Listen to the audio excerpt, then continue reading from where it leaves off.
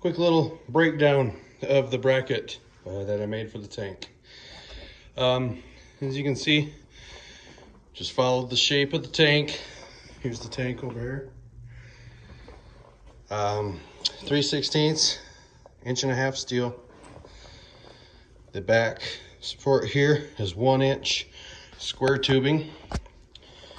Then we got 1 inch angle and another piece of 1 inch angle.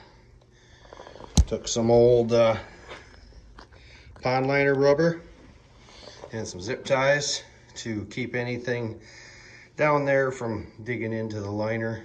Got that idea from Andy over there at the Koi Pond Lifestyle. And that's pretty much the exact same design as his. Difference is, you'll see I don't have any support running this way. Since I use the 1 inch square tubing, I do not have any flex to worry about up here. I only went down 15 inches with my support. Reason being is all of my pressure, since my pond is not a concrete block pond, it is wood. I did not want to put added pressure towards the bottom where all the water pressure is. Got the clearance here where it straddles over my top rail, and the tank sits right in top, and it has worked wonderfully. Taking it out because winter's coming, fall's coming, taking it out for the year. I'm looking forward to next spring.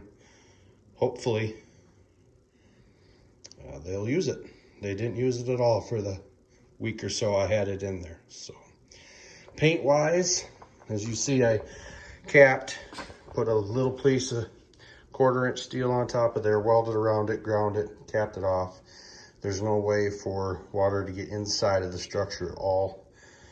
As far as paint went, there's about 10 mil of industrial primer, and then about 6 to 8 mil of the black industrial paint on top of it. So it won't rust. There's plenty of paint coverage there. So, yep, just welded it up. Works great. Fits exactly like I thought it would. So, all right, just a quick video of the observation tower, as I like to call it, for the Octagon Aquarium in the Koi Pond. Thanks for watching.